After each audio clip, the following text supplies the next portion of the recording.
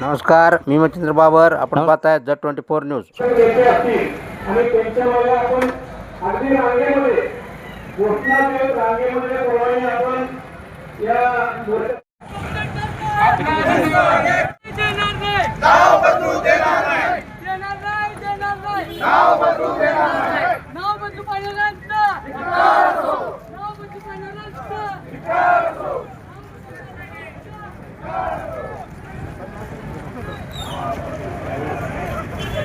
या मागणीला या मोर्चाला पाठिंबा देण्यासाठी माझा स्वतंत्र विचार आहे. हा काय पक्षाचा कार्यक्रम नाही की ज्याला मी विरोध करतोय. हा काय जिल्ह्यानं प्रदेशानं कार्यक्रम दिलाय आणि त्याला मी विरोध करतोय अशाचा विषय नाही. हा जतच्या तालुक्यातल्या नागरिकांच्या अस्मितेचा प्रश्न आहे. म्हणून माझा मला ह्या पाठिंबा आहे. नाव बदलण्याचं जे घाट घातलंय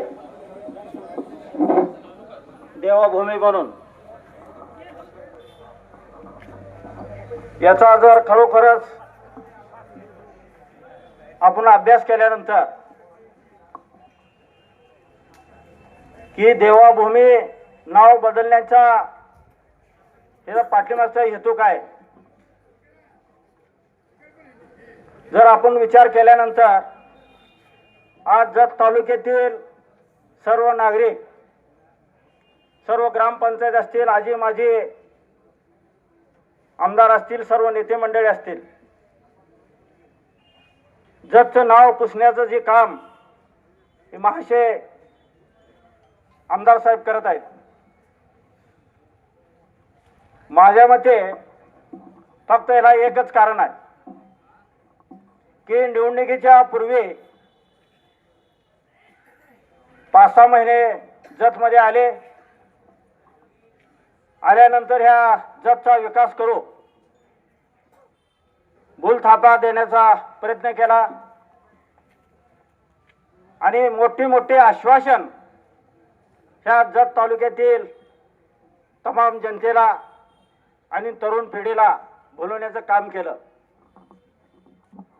आणि हे काम करत असताना आज जे अपयश यायला लागलंय, निवडणुकीपूर्वीच्या आमदार होण्यापूर्वीची जर भाषणं आपण विद्यार्थी आणि जत तालुक्यातील नागरिकांनी काढून बघा. जर खरोखर जर विचार केल्यानंतर की जत तालुका पूर्ण जादूच्या कांडीसारखं एका रात्रीमध्ये बदल करतो अशी मोठमोठे आश्वासन दिल्यानंतर आज कोण म्हणले इमारत झाली, कोण म्हणले पाण्याचा प्रश्न मिटला, ह्या देवस्थानला 5 कोटी, त्या देवस्थानला 5 कोटी, प्रत्यक्षात 0. आज माझ्या विद्यार्थ्यांना असतील, तरुण वर्गांना माझं आव्हान आहे, माहितीच्या अधिकारी खाली त्याने बघावं. फक्त कागदोपत्री मंजुरीचे पत्र आहे. सुरुवातीला ज्या पद्धतीने ह्या ठिकाणी आश्वासन दिले ती आज आश्वासन जवळजवळ 1.5-2 वर्ष झाले, एक भरीव काम ह्या जतमध्ये झालेलं नाही. तर त्याला वेगळं वळण देण्याचं काम ह्यात गेले 1.5-2 वर्ष एवढ्या लवकर ह्या ठिकाणचं नामांतरण होणार नाही. एवढ्या लवकर ह्या ठिकाणचं नामांतरण होणार नाही.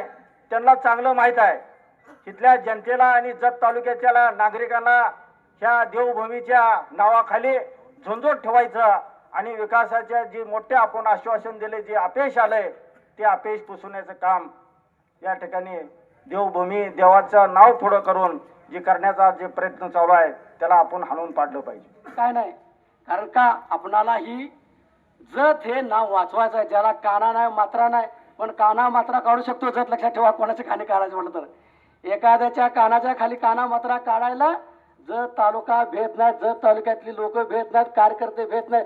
कारण जनता एकवटले. आज बीजेपीमध्ये भरपूर लोक येत आहेत, कारण ते बोलू नको त्याला माहिती आहे, भीती आहे. आता मगाशी जतमध्ये बीजेपीचा कोणता साहेब बोलू गेला, त्याला संध्याकाळी बघा किती फोन जातात, काय रे लय शाळा झालाच काय, तिथे गेलताच काय मिटिंगमध्ये भाषण केलं, असं केलं. हे सोडा हो, लोकशाही. लोकांनी लोकांच्या हितासाठी लोकांनी चालवलेलं राज्य म्हणजे लोकशाही. आता लोकशाही राहिलेली नाही. मी एक छोटासा कार्यकर्ता आहे, कारण जनतेने मला कसं निवडून मला माहित आहे. माझा देव तेच आहे. आणि साहेब, तुम्ही दादा असतील, साहेब असतील, साहेब आपणाला ही लढाई पण ठेवायचं नाही. कारण कसं माहिती आहे काय, एक दिवस पोळी खायचं, दुसऱ्या दिवशी भाकरीच्या पाठीमागे लागायचं नाही. आपल्याला कायमचीच पोळी खायचं आहे. जतचं नाव हे अविस्मरण राहिलं पाहिजे. जतचा विषय मोठा आहे. जतचं जे देवभूमी करतो म्हणायचं जे अपेक्षा आहे साहेबांचं, ते आपण सगळ्यांनी मिळून हाणून पडूया की नाही, पडायचं की नाही हाणून. मुख्य मुद्द्यावर येतो. आज अपयश लपवण्यासाठी एकदा प्राणी संग्रहालयाचं नाव घ्यायची, एकदा देवभूमीचं नाव घ्यायचं, कुणाच तर खुश करायचं, असलं उद्योग गोपीचंद पडळकर करायला आलेत. त्यांनी एक गोष्ट कुठल्याही निवडणुकीच्या काळातलं एक गोष्ट पूर्ण केलेलं आहे. जत तालुक्यातील एक कुठल्याही घटकाला न्याय दिलेला आहे असं त्यांनी सिद्ध करावं, स्वतः सिद्ध करावं आणि कुणाकडनं नको, स्वतःहून सिद्ध करावं. यासाठी आम्ही साहेब, विक्रमदादा सगळं मिळून तुमच्या पाठीमागे लागू. परत एकदा तुम्हाला संधी देऊ. नाही ते भुरटेपणा करतायत, तुमच्या भूमीत तुम्हाला नाकारलंय, तर आमच्या भूमीत सगळं अस्थिर करून ठेवायला आले तुम्ही. जत तालुका आहे अत्यंत स्वाभिमानी तालुका आहे. पेशवाई, शिवशाही, आदिलशाहीपासून जत तालुक्याचं नाव आहे, संस्थानिकांपासून जत तालुक्याचं नाव आहे. इथं ताकदीचे नेते मंडळी होऊन गेलेले आहेत. साहेब असू दे, बिहार काका असू दे, आमचे आजोबा असू दे, विक्रमदादांचे आजोबा असू दे, चांगल्या पद्धतीने इथं राजकारण केलेलं आहे. खोटं नाटं बोलून जातीमध्ये भांडणं लावून मतं घेतलेलं नाहीत. ही शेवटची संधी आहे, तुम्हाला लक्षात ठेवा. जतचे लोक डोक्यावर सुद्धा घेत आहे, पायात तुडवून तुम्हाला तुमच्या घरी सुद्धा परत पाठवतील. आता जास्तीचा वेळ घेत नाही. आमचा इथून पुढं आता सुरुवात झालेलं आहे. तुमचा उतरती काळ सुरुवात झालेला आहे. तुमचं बोगसगिरीचं आम्ही पंचनामा सुरुवात केलेलं आहे. इथनं पुढं असलं उद्योगधंदे बंद करा. जी आश्वासन दिले विकासाच्या मुद्द्यावर बोलला तर आपण आपला पाठिंबा राहील, नाहीतर आमचा पूर्णपणे तुमच्याशी विरोध राहील. खरं तर आम्हा जतवासियांची चूकच झाली. काही लोकांनी भावनेच्या भरामध्ये एका दुर्दैवी व्यक्तीला त्या दुर्दैवानं आमच्या तालुक्यात आमदार म्हणून निवडून दिलं.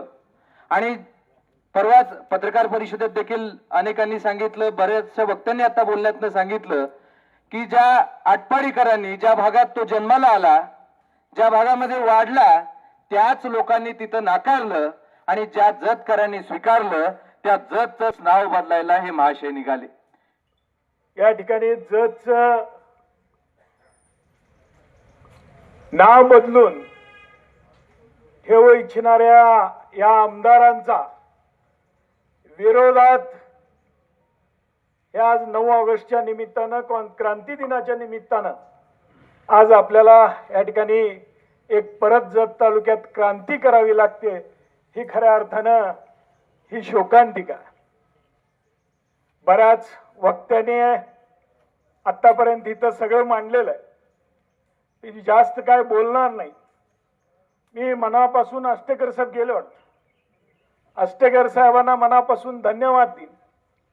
कारण त्यांनी जे आज जत तालुक्यात चुकीचं होतंय ते चुकीचं म्हणण्याची ताकद, येणाऱ्या काळात जर हे जतच नाव राहिलं पाहिजे ही आमची प्रमुख मागणी आहे. आणि जर हे थांबलं नाही तर आम्ही प्रत्येक गावागावात जाऊन याची जनजागृती केल्याशिवाय राहणार नाही.